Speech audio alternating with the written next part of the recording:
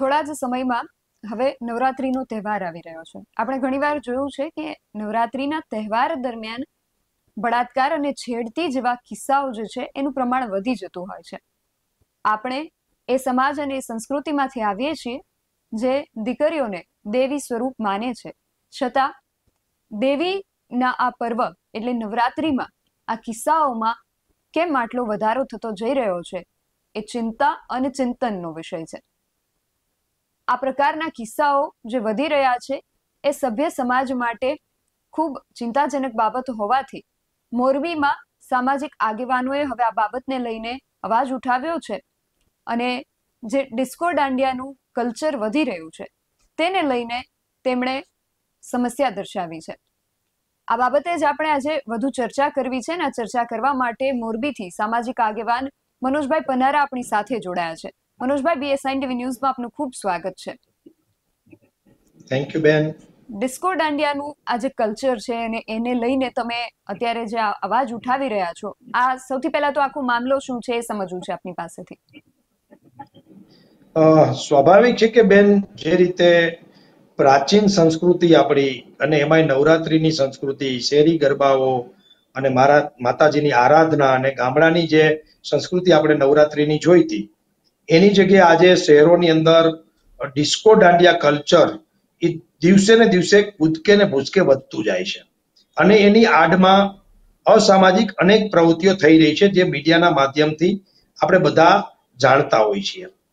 અમારી વાત એટલી છે કે મોરબીની અંદર જે ડિસ્કો દાંડિયા કલ્ચર ફૂલી ફાયેલું છે અને એની આડમાં અસામાજિક પ્રવૃત્તિઓ થઈ રહી છે અને કેટલીય બેન દીકરીઓની જિંદગી આ ક્લાસીસમાં ગયા પછી, અમુક એવા આવારા તત્વોના કોન્ટેક્ટમાં આવ્યા પછી જે જિંદગી બરબાદ થાય છે અને એના કારણે આખા એ સમાજને નીચા જોવું થાય છે, પરિવાર પણ બરબાદ થાય છે અને છેલ્લે એ દીકરીની જિંદગી પણ બરબાદ થાય છે. તો કેમ આપણે સભ્ય સમાજ સમજીએ છીએ, જાણીએ છીએ, જોઈએ છીએ, તો આ ખાડાકાંડ શું કામ કરવા જોઈએ? જે ખોટું છે એ ખોટું છે, એનો વિરોધ થવો જોઈએ અને આવા જે કલ્ચરના કારણે જે નુકસાન થઈ રહ્યું છે સમાજોને, બેન દીકરીઓને, પરિવારોને, તો એની સામે પાણી પેલા પાળ બાંધવી જોઈએ. એટલે મોરબીમાં આ પ્રકારના જે ડિસ્કો દાંડિયા ક્લાસીસ ચાલે છે એનો અમે સંપૂર્ણ વિરોધ કરીએ છીએ અને આજે સમગ્ર મોરબી પાટીદાર સમાજની એક જાહેર મીટિંગ અથવા તો જાહેર સભા, જેનું નામ છે પાટીદાર જનક્રાંતિ સભા, અને એની અંદર મોરબીના બહુ બધા ઉદ્યોગકારો, વેપારીઓ, માતાઓ, બહેનો, યુવાનો, વડીલો મોટી સંખ્યામાં જોડાવાના છે અને આ જનક્રાંતિ સભાની અંદર અમે આહવાન કરવાના છે કે આપણે કોઈએ આપણી બેન દીકરીને આવા વલ્ગર ડાન્સ જે શીખડાવે છે, જે ડિસ્કો અને જે પ્રેમના ગીતો અને હિન્દી ફિલ્મના ગીતો વગાડે છે અને એના ઉપર સ્ટેપ શીખડાવે છે, એવા ડિસ્કો દાંડિયા ક્લાસીસમાં બિલકુલ જવું નહીં. એવું એક સામાજિક ક્રાંતિના રૂપમાં આજે અમે પગલું ભરવા જઈ રહ્યા છીએ. મનોજભાઈ, આજે કાર્યક્રમ થવા જઈ રહ્યો છે તેમાં શું વધુ થવાનું છે એની થોડી વિગતે જાણકારી મેળવી છે. સ્વાભાવિક છે કે બેન, જે રીતે હું તમે જાણીએ જ છીએ, પરંતુ સમાજમાં એક પ્રથા છે કે સજ્જન માણસો બોલતા નથી એટલે દુર્જનોનો ત્રાસ વધતો જાય છે. કોણ નથી જાણતું કે આ ડિસ્કો દાંડિયા ક્લાસીસની આડમાં કેટલા બધા ગેરકાનૂની અથવા તો ખોટી પ્રવૃત્તિઓ થાય છે. હું એમ નથી કહેતો કે બધી જ જગ્યાએ થાય છે, પણ આવા પ્રસંગો, આવી ઘટનાઓ બને છે. અને નિધિબેન, તમે હું જાણીએ છીએ કે હ્યુમન સાયકોલોજી એમ કહે છે કે 3 મહિના સુધી માધુરી દીક્ષિતને પણ જો એક વાંદરા સાથે રૂમમાં પૂરી દો ને, તો એ વાંદરા સાથે માધુરી દીક્ષિતને પણ પ્રેમ થઈ જાય. તો જ્યાં લવના સોંગ વાગતા હોય, જ્યાં લઈ જાને મને, આ પ્રકારના ડિસ્કો ઉપર ડાન્સ થતા હોય અને જ્યાં હિન્દી પિક્ચરના સોંગ વાગતા હોય ને એવા વલ્ગર સ્ટેપ શીખવાતા હોય, ત્યાં 3 મહિના સુધી આ વાતાવરણમાં જે મેલ ફિમેલ રહે, એ સ્વાભાવિક છે હ્યુમન સાયકોલોજીમાં કે એના માટે એને લાગણી ઊભી થાય, એના માટે એને પ્રેમ ઊભો થાય, એના માટે એને એક ફિલિંગ ઊભી થાય.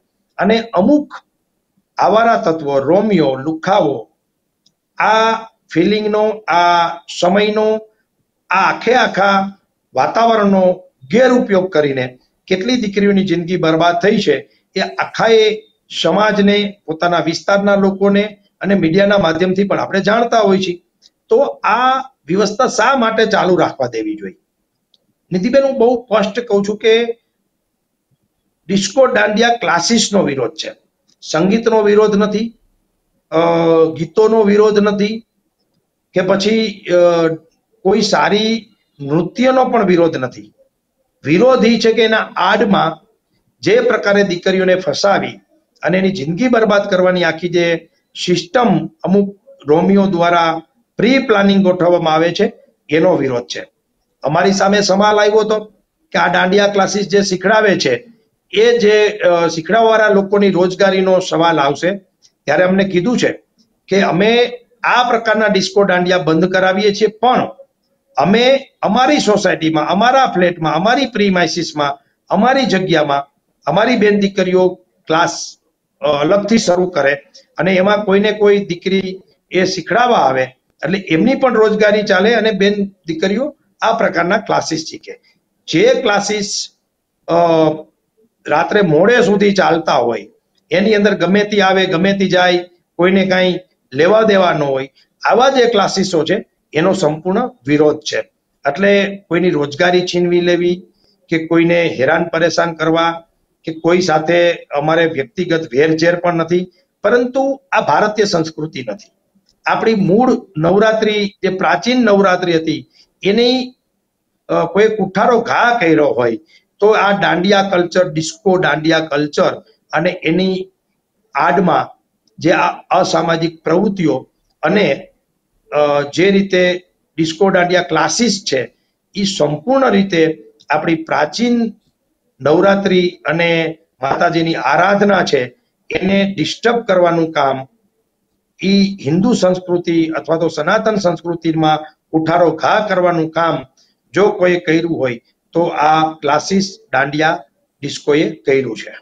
જી, અને મનોજભાઈ એ પણ તમને પૂછવું છે કે આ જે નવું કલ્ચર ગુજરાતની અંદર હવે છેલ્લા અમુક વર્ષોથી જોવા મળી રહ્યું છે, કારણ કે નવરાત્રીના 9 દિવસ એ માતાજીની આરાધનાના દિવસો હોય છે, માતાજીની આરાધનાનો તહેવાર છે, પરંતુ એમાં આપણી જે સાંસ્કૃતિક પરંપરા છે, શેરી ગરબીઓ અને એ બધાની જગ્યા હવે આ જે ડિસ્કો દાંડિયા કલ્ચર લઈ રહ્યું છે, તો એ ધર્મને કે સંસ્કૃતિને કેટલું નુકસાન પહોંચાડે છે?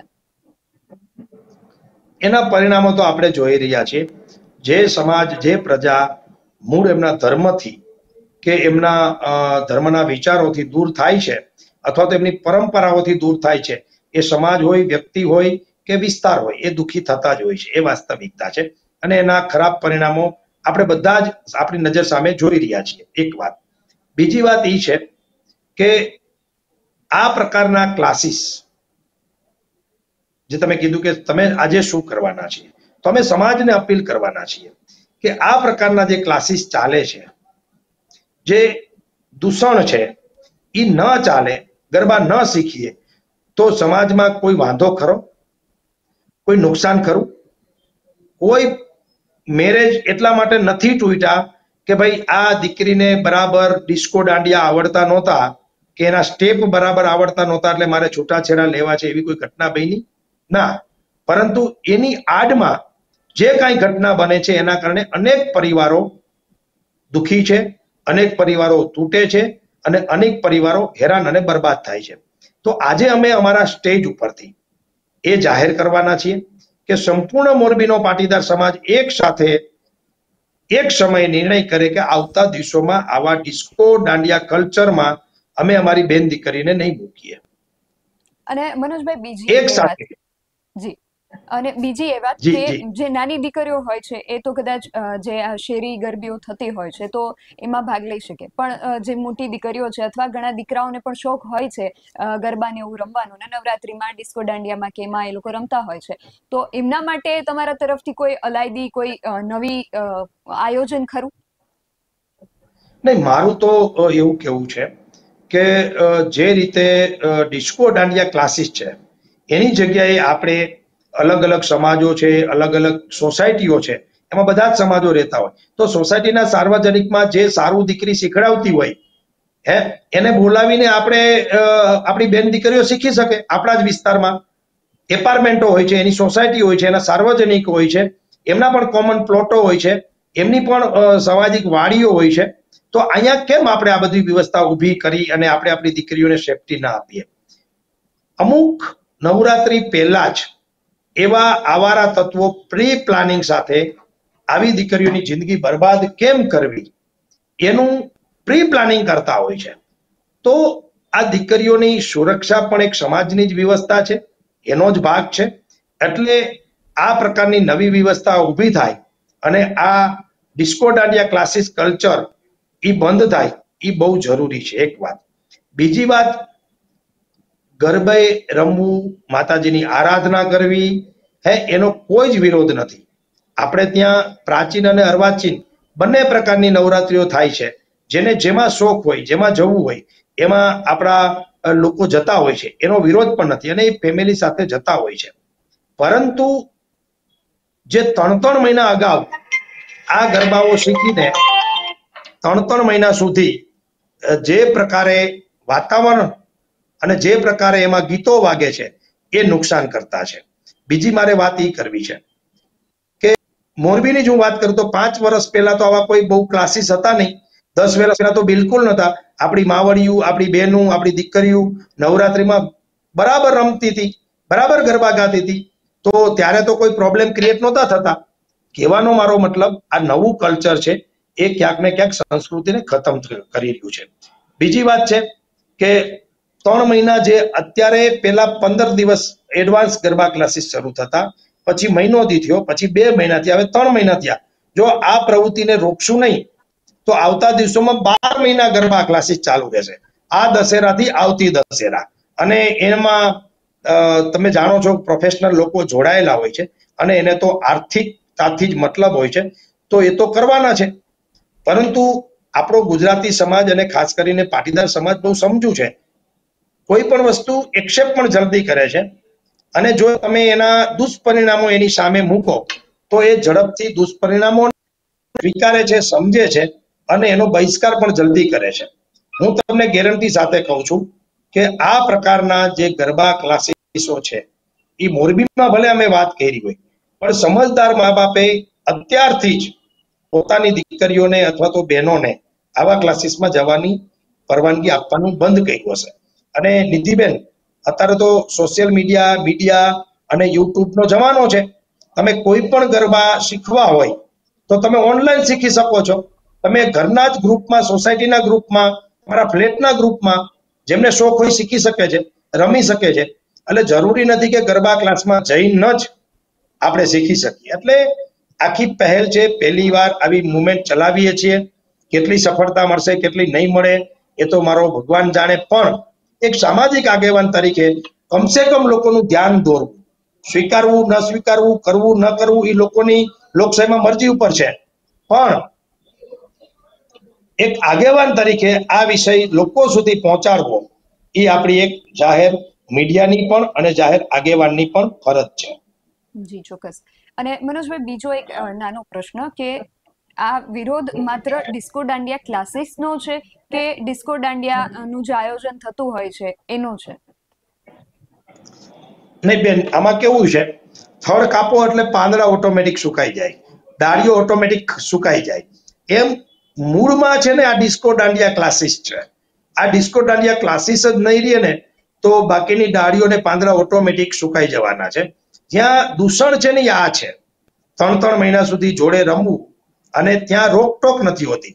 તમે નવરાત્રીમાં જાઓ તો ત્યાં પરિવાર હોય છે, બીજા બધા લોકો હોય છે અને ખૂબ મોટા પ્રમાણમાં માનવ સમૂહ હોય છે. એટલે ઘટનાઓ બહુ ઓછી ઘટતી હોય છે. પણ આ 3 મહિના સુધી સ્વતંત્રતાથી દીકરી દીકરા રાત દિવસ જોયા વગર આવા ક્લાસીસમાં જતા હોય છે. એટલે આ પ્રમાણ દૂષણનું વધતું હોય છે અને રોકવાની જવાબદારી આપણા બધાની છે.